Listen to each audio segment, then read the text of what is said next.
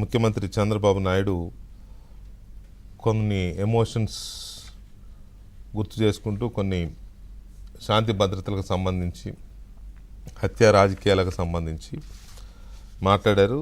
శాంతి భద్రతల మీద తన వ్యూ ఎలా ఉంది, ఎలా ఉండబోతోంది అనేది చెప్పే ప్రయత్నం చేశారు. అయితే దాని మీద మనం చర్చలోకి వెళ్లే ముందు కొన్ని పరిణామాలను గుర్తు చేసుకుందాం. వాటిల్లో ప్రధానమైనది, దానికంటే ముందు జగన్మోహన్ రెడ్డి హయాంలో చాలామంది మీద, చాలామంది నాయకుల మీద కావచ్చు, లేకపోతే మీడియా పర్సన్స్ మీద కావచ్చు, లేకపోతే సామాజిక కార్యకర్తల మీద కావచ్చు, యాక్టివ్గా సోషల్ యాక్టివిస్టులుగా ఉండే వాళ్ళ మీద కావచ్చు, వీళ్ళందరి మీద ఎవడెవడో ఫిర్యాదులు ఇచ్చేసేవాళ్ళు, ఎవరెవరో కంప్లైంట్లు పెట్టేసేవాళ్ళు. కంప్లైంట్లు పెట్టేస్తే ఆ కంప్లైంట్ని బేస్ చేసుకుని పోలీసులు తీసుకెళ్ళి అరెస్ట్ చేసేయడం, వేధించడం, హింసించడం. ఇదంతా ఎందుకు జరిగింది? కంప్లైంట్ ఇచ్చిన వాళ్ళు ఎవరు, పెట్టిన వాళ్ళు ఎవరు తెలియదు. ఆ కంప్లైంట్ పెట్టిన వాడికి ఏం సంబంధమో తెలియదు. వాళ్ళు ఆ కంప్లైంట్ అంటే ఈ మధ్యకాలంలో రామ్ గోపాల్ వర్మ ఒక స్టేట్మెంట్ ఇచ్చాడు.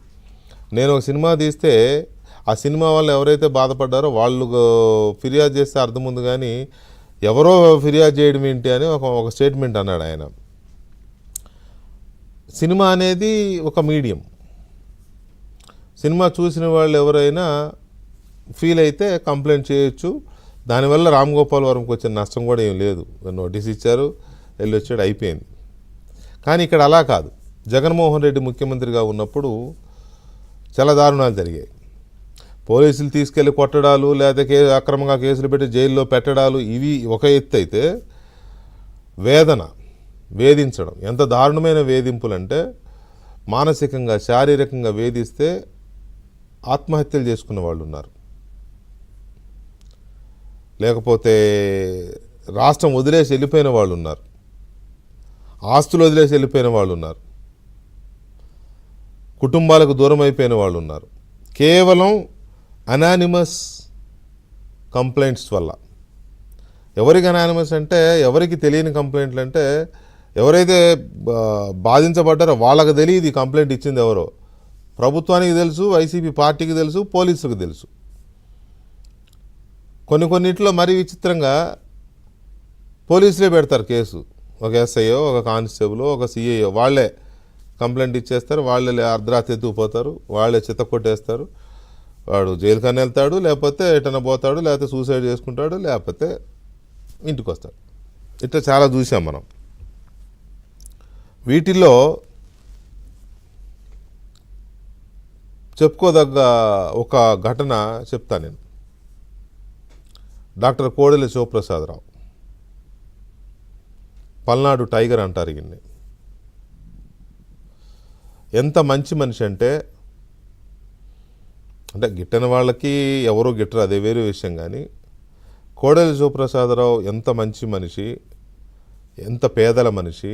ఒక డాక్టర్గా, ఒక రాజకీయ నాయకుడిగా, ఒక ప్రజాప్రతినిధిగా ఆయన చేసిన సర్వీసెస్ కానీ, ఒకరిని పల్లెత్తి మాట అనడం కానీ, ఎంత టైగర్ అనే పేరుందో అంత మెత్తని సున్నితమైన మనస్కుడు డాక్టర్ కోడెల శివప్రసాదరావు.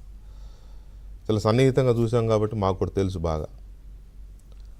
అలాంటి వ్యక్తి దయనీయంగా ఆత్మహత్య చేసుకోవాల్సిన పరిస్థితి వచ్చింది. అఫ్కోర్స్ చంపడం కంటే చావడానికి ధైర్యం ఎక్కువ కావాలి, చాలా ధైర్యం కావాలి తనకు తాను చంపుకోవడానికి. ఎంతో మానసికమైన ఇది ఉంటే తప్ప సాధ్యం కాదు. కోడెల శివప్రసాదరావు లాంటి వ్యక్తి, అంత ధైర్యంగా ఉండే వ్యక్తి, ఎంత సున్నిత మనస్కుడు కాకపోతే సూసైడ్ చేసుకున్నాడు ఆ రోజు. ఒకటి, సూసైడ్ చేసుకోవడానికి కారణం ఏంటి? ఎవడో కంప్లైంట్ ఇచ్చాడు, పోలీసులు కేసులు పెట్టారు, ఇంకా అంతే, మొదలైంది వేధింపులు.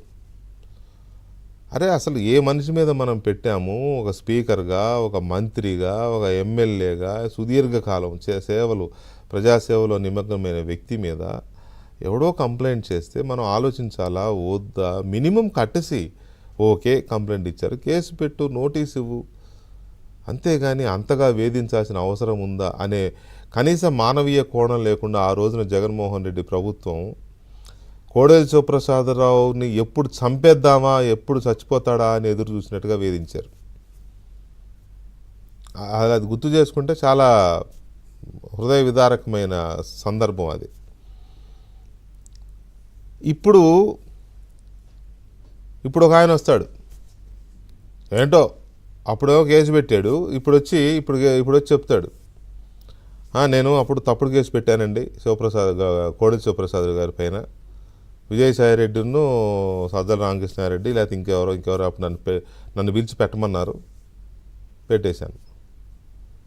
మీలాంటి వాళ్ళు చేసిన పనుల వల్ల ప్రజలకు ఉపయోగపడేవాళ్ళు, ప్రజల మనసులు గెలుచుకున్న వాళ్ళు, ప్రజలు దైవంలా పూజించేవాళ్ళు చచ్చిపోయారు నాయన. ఇవాళ వచ్చేసి నన్ను ఆడు పెట్టమన్నాడు, నన్ను ఈడు పెట్టమన్నాడు. ఏంటి మీరు ఏం చేశారు మీకు తెలుసా? అసలు ఏదో పెట్టమన్నారు మేము పెట్టేశాం అంటే ఏంటి? ఒక తెల్లకాయితే మీద సంతకం పెట్టడం అనుకున్నారా? కేసు పెట్టడం అంటే, కంప్లైంట్ ఇవ్వడం అంటే ఒక అనామకంగా, ఒక అమాయకంగా, ఏమీ తెలియని వ్యక్తి మీద పెట్టేశాం. అతను కంప్లైంట్ పెట్టాడు, పోలీసులు కేసులు పెట్టేశారు. ఇవాళ వచ్చి అబ్బాయి నాకేం తెలియదు, నేను అమాయకుడిని, వాళ్ళు పెట్టమన్నా నేను పెట్టానంటే ఎవడు పోయిన ప్రాణాలు ఎవరు తేవాలి? నువ్వు తెస్తావా? నీతో కేసులు పెట్టించిన వాళ్ళు తెస్తారా? నాకు అర్థం కాని విషయం ఏంటంటే, అతను చెప్తున్నాడు నాతో విజయసాయిరెడ్డో లేకపోతే ఇంకో రెడ్డో నన్ను పెట్టమన్నారు, నాతో కేసు పెట్టించారని చెప్తున్నాడు. ఇప్పుడు వాళ్ళ మీద హోమిసైడ్ కేసులు పెడతారా ఇప్పుడున్న పోలీసులు, ఇప్పుడున్న ప్రభుత్వం? ముఖ్యమంత్రి చంద్రబాబు నాయుడు గారు కానీ, లేకపోతే హోంమంత్రి గారు కానీ, లేకపోతే డీజీపీ గారు కానీ, లేకపోతే వ్యవస్థ కానీ హోమిసైడ్ కేసు పెడతారా వాళ్ళ మీద? అంటే ఒక చావుకి పురుగలిపిన కేసు అంటాం కదా, హోమిసైడ్. ఆ కేసు పెడతారా వీళ్ళ మీద? పెట్టి శిక్షించగలరా? బాధ్యత ఎవరు వహించాలి? ఇలాంటి చాలా అంటే నాట్ ఓన్లీ కోడెల శివప్రసాద్ గారు, చాలామంది ఇలాంటి తప్పుడు కంప్లైంట్ల వల్ల, ఉద్దేశపూర్వకమైన ఫిర్యాదుల వల్ల చాలామంది బలి అయ్యారు. కుటుంబాలకు దూరం అయ్యారు, సూసైడ్లు చేసుకున్నారు, పారిపోయారు, అనవసరమైన కేసుల బారిన పడి జైళ్ళ పాలయ్యారు సుదీర్ఘకాలం. చంద్రబాబు నాయుడు గారు అనేవారు ఎన్నికల ప్రచారంలో కానీ, అంతకుముందు కానీ, తప్పుడు కేసులు పెట్టిన వాళ్ళని లేకపోతే తప్పుడు కేసుల ఆధారంగా శిక్షించిన అధికారులను కానీ ఎవరిని వదిలేది లేదు అనేవారు. ఇప్పుడు వాళ్ళ విషయంలో ఏం చర్యలు తీసుకుంటారు అనేది ఒక బిగ్ క్వశ్చన్. నేను మళ్ళీ కోడెల శివప్రసాద్దే ఎగ్జాంపుల్ తీసుకుంటున్నాను. కేసులు పెట్టించిన మన విజయసాయిరెడ్డి మీద కానీ, ఇంకొకరి మీద కానీ ఏం చర్యలు తీసుకుంటుంది ఈ ప్రభుత్వం? ఇందులో no compromise, my straight question. అలాగే ఒకసారి అమరావతి ఉద్యమంలో మహిళల మీద పోలీసులు లాఠీచార్జ్ చేశారు. ఒకరోజేంట్లే, ఆ 1600 రోజులు లాఠీచార్జ్లే కదా. ఆ మహిళల మీద దాడులు చేయంది ఎప్పుడు పోలీసులు? దళితుల మీద, మహిళల మీద, బలహీన వర్గాల మీద రోజు దాడులే కదా. ఉద్యమం మనం చూసాం. ఆ దాడులు చేసినప్పుడు ఒక కానిస్టేబుల్ ఒక రిపోర్టర్ మీద, కెమెరా మీద కంప్లైంట్ ఇచ్చింది. కానిస్టేబుల్ తానేదో గదిలో బట్టలు మార్చుకుంటుంటే వాళ్ళు కిటికీ నుంచి తొంగి చూశారు నన్ను అని ఆమె కంప్లైంట్ ఇచ్చిందని వాళ్ళిద్దరి మీద కేసు పెట్టారు. ఆ కానిస్టేబుల్ పేరు జ్యోతి ఏదో ఉంది. ఇప్పుడు ఆమె వచ్చి చెబుతోంది, వాళ్ళెవరో నాకు తెలియదు, నేను ఎవరి మీద కేసు పెట్టలేదు, నన్ను పెట్టమంటే రాసిచ్చాను, వాళ్ళెవరు నాకు తెలియదు, నేను ఎప్పుడు వాళ్ళని చూడనే లేదని చెప్తుంది. మరి ఎవరమ్మా పోయిన వాళ్ళ పరువుకి ఎవరు బాధ్యత వహించాలి? నువ్వేమో నేను బట్టలు మార్చుకుంటుంటే కిటికీలో చూశారని చెప్పావు. వాళ్ళ ఇంట్లో వాళ్ళు ఏమనుకోవాలి? వీళ్ళకేం పోయే కాలం రా, ఆడపిల్ల బట్టలు మార్చుకుంటే ఎందుకు చూశారు మీరు అంటారా అనరా? వాళ్ళ బంధువులు కానీ, వాళ్ళ కొలీగ్స్ కానీ, లేకపోతే ఇంట్లో కానీ అంటారు కదా. ఇన్నాళ్ళు వాళ్ళు హింసపడ్డారు కదా ఆ కేసుల వల్ల. ఇప్పుడు వచ్చి నువ్వు అమాయకంగా నాకేం తెలియదు, నన్ను మా సిఐ సార్ పెట్టమన్నాడు, లేదా మా ఎస్ఐ సార్ పెట్టమన్నాడు, అందుకని నేను ఇచ్చాను కంప్లైంట్. అమ్మ నేను బట్టలు మార్చుకుంటుంటే నన్ను కిటికీలో చూశారని అని రాయమంటే ఎలా రాసావమ్మా నువ్వు? రాయడానికన్నా కొంచెం ఆలోచించాలి కదా. ఓ పరాయి మగాడు నేను బట్టలు మార్చుకుంటుంటే చూశాడు అని నువ్వు ఎవడో చెబితే రాశానన్నావంటే దాన్ని ఎలా అర్థం చేసుకోవాలి? నాకైతే అర్థం కావట్లా. పోనీ చేసావు, ఇప్పుడు వాళ్ళ సంగతి ఏంటి, వాళ్ళ పరిస్థితి ఏంటి? నువ్వు వచ్చి లేదు అలా వాళ్ళకి పాపం పుణ్యం తెలియదు, నేనేదో మా ఎస్ఐ గారు మా సిఐ గారు ఎవరో చెప్తే నేను పెట్టాను, పాపం వాళ్ళకి ఏ పాపం తెలియదని నువ్వు చెప్పేశావు. ఇప్పుడు పోయిన వాళ్ళ పరువేం కాను, ఇన్నాళ్ళు వాళ్ళ మానసిక వేదనకి ఎవరు మూల్యం చెల్లిస్తారు?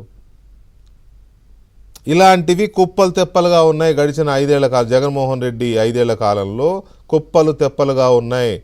ప్రతి ఊర్లో ఒక కేసు దొరుకుతుంది. ఇట్లాంటి తప్పుడు కంప్లైంట్లతో పోలీసుల చేత వేధించబడిన వాళ్ళు, తప్పుడు కంప్లైంట్లతో ఆత్మహత్యలు చేసుకున్న వాళ్ళు కానీ, తప్పుడు కంప్లైంట్లతో కుటుంబాల మధ్య తగాదాలు వచ్చిన వాళ్ళు కానీ, తప్పుడు కంప్లైంట్లతో ఆస్తులు పోగొట్టుకున్న వాళ్ళు కానీ, తప్పుడు కంప్లైంట్లతో భూములు పోగొట్టుకున్న వాళ్ళు కానీ, ప్రతి కుటుంబంలో ప్రతి ఊర్లో కేసులు దొరుకుతాయి. మరి వీటన్నిటిని రిజాల్వ్ చేయాలి కదా. వీటన్నిటినీ వెలికి తీసి కంప్లైంట్ ఇచ్చిన వాళ్ళని, అప్పుడు తప్పుడు కంప్లైంట్ ఇచ్చిన వాళ్ళ మీద కేసు పెడతారా పెట్టరా? తప్పుడు కంప్లైంట్లు పెట్టించిన వాళ్ళ మీద కేసులు పెడతారా పెట్టరా? తప్పుడు కంప్లైంట్లను బేస్ చేసుకొని అమాయకుల్ని శిక్షించిన అధికారుల మీద, పోలీసుల మీద కేసులు పెడతారా పెట్టరా? వాళ్ళ మీద చర్యలు తీసుకుంటారా లేదా? ఈ 3 ఇవాటి ఇంపార్టెంట్ క్వశ్చన్స్. ఇక ఇవాళ చంద్రబాబు నాయుడు గారు మాట్లాడిన దాని మీద, వివేకానంద రెడ్డి గారి హత్య కేసు కావచ్చు, రాష్ట్రంలో శాంతి భద్రతల ఇది కావచ్చు, ప్రజలకు భద్రత మీద భరోసా కల్పించే అంశం కావచ్చు, రాష్ట్రం చాలా స్ట్రాంగ్గా ఉందని చెప్పాలనే సిగ్నల్ ఇస్తామనే అంశంలో కావచ్చు, ఇవి చాలా కీలకమైన అంశాలు. ఎంతవరకు అమలు అవుతున్నాయి? ఒక చిన్న బ్రేక్.